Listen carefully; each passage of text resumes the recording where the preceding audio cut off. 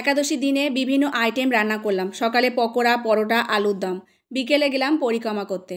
তো সারাদিন কি রান্নাবান্না করলাম না করলাম সব কিছু মিলিয়ে আজকের ব্লগটা প্রথম থেকে শেষ পর্যন্ত তোমরা দেখতে থাকো। আশা করি তোমাদের ভালো লাগবে।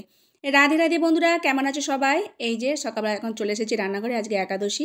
তো অনেক কিছুই রান্নাবান্না করবো ভেবেই রেখে দিয়েছি, আর রান্না করে একটুখানি ব্রজবাসীদেরও দিয়ে দেবো, তাই একটু বেশি করেই রান্না করছি। তো প্রথমে দেখো আলু ছাড়িয়ে নিয়েছি, আর এটা নতুন আলু তো একটু সেদ্ধ বসাবো প্রেসার কুকারের মধ্যে। যা রান্না করবো আলু দিয়ে হবে।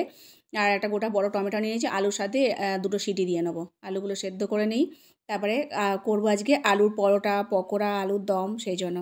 আর অনেকগুলি আলু নিয়েছি, এতগুলো না লাগলেও একটা দুটো রেখে দেবো। আর বাদ বাকিগুলো সব সেদ্ধ বসিয়ে দিচ্ছি। বিভিন্ন সাইজের আছে, বেছে বেছে পরে নিয়ে নেবো। একটু বাঁধাকপির পকোড়া করবো বলে ঝিরিঝিরি করে বাঁধাকপিও বানিয়ে নিয়েছি, পকোড়াটা করে নেবো। আজকে একাদশীর পরোটা করব, আলুর পরোটা। তো সেই জন্য আমি এখানে সিঙ্গারা আটা নিয়ে নিচ্ছি। সিঙ্গারা আটা হচ্ছে পানি ফলের আটা, আর কট্টু আটা হচ্ছে বাকুইটের আটাকে কট্টু আটা বলে। তো পানি ফলকে শুকনো করে গুঁড়ো করে নিয়ে সেটাকেই এখন আমি করে নিচ্ছি। অনেকে বলছো আটা খেতে নেই, কিন্তু এটা পানি ফল যেটা আমরা খাই, জলেতে যে ফলটা হয় সেই ফলের গুঁড়ো করা।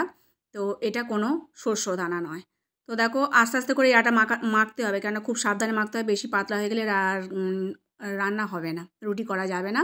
তো সেই জন্য আস্তে আস্তে করে খুব সাবধানে মেখে নিয়েছি বারবার করে। আর আমার ছোটো পাত্র বলে একটু অসুবিধা হচ্ছে, তো আস্তে আস্তে করে মেখে নিলে খুব সুন্দর হয়। একটু চিপকু চিপকু আটাটা, তবু বাকুইটের আটার মতো নয়।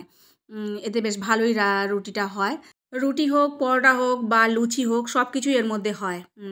লুচি যেরকম আমরা ময়দা দিয়ে করি, সেরকমভাবে এটাকে করলে একই রকম হবে। সানফ্লাওয়ার অয়েলে করতে হবে। তো আটাটা দেখো আমার পুরো মাখা হয়ে গেছে, আর এদিকে প্রেসার কুকারটাও সেদ্ধ, মানে আলুগুলো সেদ্ধ হয়ে গেছে। এখন জলটা ঝারিয়ে নিচ্ছি। আলুর সাথে তো একটা গোটা বড় টমেটো ছিল, সেটাও সেদ্ধ করে নিয়েছি। ওটা দিয়ে আজকে সস মতো করব, সেই জন্য। আর এদিকে বাঁধাকপিটাও বানিয়ে নিয়েছি, একটু লবণ মানে সন্ধক লবণ মাখিয়ে রাখছি, নরম হয়ে যাবে, তাহলে বাঁধাকপির পকোড়াটাও ভালো হবে। আলুর পুর করার জন্য মানে এখানে আলুটা সেদ্ধ করেছিলাম, তার মধ্যে কাঁচা লঙ্কা, ধনেপাতা দিয়ে দিলাম। আর এটাকে এখন মাখিয়ে নেবো। একটু ধনে গুঁড়ো হাতে করে করে নিয়েছি, ধনেকে গরম করে, সেটাই এখন এর মধ্যে দিয়ে আর চটকে নিচ্ছি। সন্ধক লবণ দিয়েছি, এটাই পরোটার মধ্যে দেবো, পুর হয়ে যাবে।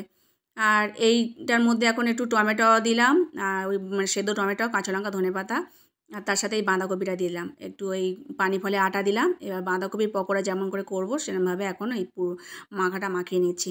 মানে সব কিছু আগে জোগাড়জাটি করে নিচ্ছি, তারপর সব এক এক করে কড়া বসিয়ে রান্নাটা বসাবো। হয়ে গেছে। এদিকে আমি আলুর দমও করবো। তো একসাথে আলু সেদ্ধ করেছিলাম, যেগুলো আলুর দমের আলু সেগুলো আলাদাভাবে রেখে দিয়েছিলাম, আর যেগুলো অন্যভাবে করবো সেগুলো রেখে দিয়েছিলাম। তো সেগুলো বেছে বেছে নিয়েছি। কড়াতে সানফ্লাওয়ার অয়েল দিয়ে এখন আলুগুলো ভেজে নিচ্ছি, একটু ফোড়ন দিয়ে, আর সন্ধক লবণ দিয়ে দিলাম। টমেটো আর বেশি ছিল না, তাই জন্য টমেটো আর ব্যবহার করতে পারিনি, একটুখানি টমেটোর মধ্যে দিয়েছি। আর সেদ্ধ টমেটোটা একটু রেখে দিয়েছি, সেটাকে সস বানাবো। আর একটু আদা আর কাঁচা লঙ্কা দিয়ে দিলাম, আদাটা একটু থেতো করে দিয়ে দিয়েছি, ব্যাস এই হয়ে যাবে এর মধ্যে। আর তরকারিটার জল ঢেলে দিয়েছি, আর এখন পরোটাটা করে নিয়েছি। পরোটার মধ্যে এই যে লেচি করে, আর তার মধ্যে আলুর পুর দিয়ে, আর গরম গোল গোল করে, আর হাতেই করব এটা, বেলুনে বেলা যাবে না, তাহলে আর হবে না। একটু মোটা মোটাই করতে হবে, ছোটো ছোটো সাইজে, আস্তে আস্তে করলে বেশ ভালোই হয়। এদিকে আলুর দমটা হয়ে গেছে, সেটাকেও নামিয়ে নিলাম, আর এটাও এখন তেল দিয়ে ভেজে নিচ্ছি। বেশ সুন্দরই হয়, লাল লাল হয়ে ভেজে উঠবে, আর ভালো লাগবে। ভেতরে পুর ভরা আছে, দেখো কত সুন্দর দেখতে হয়েছে। তো এরকম করে ভেজে নিচ্ছি, সব এক এক করে ভেজে নিয়ে তারপর ভগবানকে সেবা দেবো। তো আলুটা অনেকখানি সেদ্ধ করেছিলাম, তার সাথে এবার আলুর পকোড়াও করে নেবো। তো সেটাও ওই বাকুইটের আটার সাথেই করবো, যেমন করে বেসনের করে সেরকমভাবে। তো এই এখন যেটা আমি মাখিয়ে রেখেছিলাম বাঁধাকপির পকোড়াটা এখন হাতে গোল গোল করে নিয়ে এরকম করে নিচ্ছি। তো এটাও বেশ মচমচে হয়, আর মানে সিঙ্গার আটাটা খুব সুন্দর বাকুইটের আটাটার থেকেও, আর এটা খেতেও খুব ভালো লাগে, টেস্ট হয়। তো এখানে তো বেশিরভাগই মানে বাকুইটের আটার চেয়ে বেশি সিঙ্গার আটাটাই পাওয়া যায় বৃন্দাবনে। তো বেশ সুবিধাও হয়েছে। 120 টাকা কিলো নিয়েছে, 1 কিলো আমি কিনে নিয়ে এসেছিলাম আগের বারের একাদশীতে। দেখো সব লাল লাল করে এপিট ওপিট করে ভেজে নিচ্ছি। আর এটা হচ্ছে মানে বাঁধাকপির পকোড়াটা ভাজার পর আলুর পকোড়াগুলোও ভেজে নিয়েছি। আলুটা আবার ওরকম মানে সিঙ্গার আটাটাকে গুলেছি লবণ দিয়ে, সন্ধক লবণ দিয়ে, তার মধ্যে আবার একটু কাঁচা লঙ্কা কুচি দিয়ে, আর এরকম করে সেদ্ধ আলুটা দিয়ে দিয়েছি। আর সেটাই আমি চুবিয়ে চুবিয়ে আটার মধ্যে চুবিয়ে চুবিয়ে এরকম করে ভেজে নিচ্ছি। এটা বেশ মচমচে হয়, বেসনে যেমন করে ভাজা হয় সেরকমভাবে ভাজলেই হয়। তো দেখো সব রান্নাবান্না হয়ে গেছে, পরোটাগুলো ভাজা হয়ে গেছে, বললাম না একটু বেশি করে করেছি দেবো বলে। আর এই যে পকোড়ার উপরে একটু সন্ধক লবণ ছড়িয়ে দিয়েছি, আলুর দম, এই যে আলু টমেটোমের যেটা সস মতো করেছি, কাঁচা লঙ্কা একটু ধনেপাতা দিয়ে দিয়েছি। ব্যাস হয়ে গেছে। এখন ভগবানের ভোগের থালাটা সাজাবো। আর আলুর যে পকোড়া করলাম তার মধ্যে একটু সন্দক লবণ ছড়িয়ে দিয়েছি, ভালো লাগবে বলে।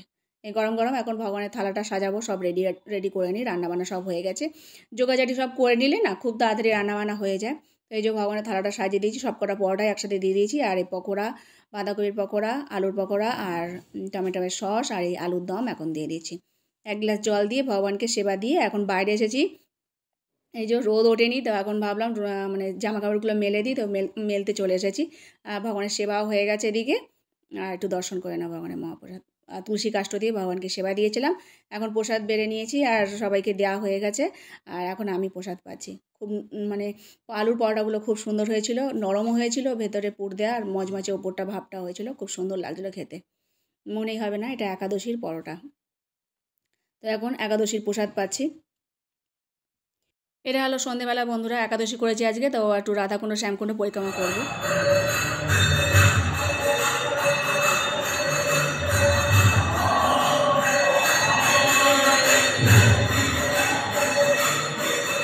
সন্ধেবেলা তো আরতি হয়ে গেছে ভগবানের, আর এখন দর্শন করো তোমরাও। আর আজকের মতো ভিডিওটা এখানে শেষ করছি। ভালো থেকো, সুস্থ থেকো। হরে কৃষ্ণ।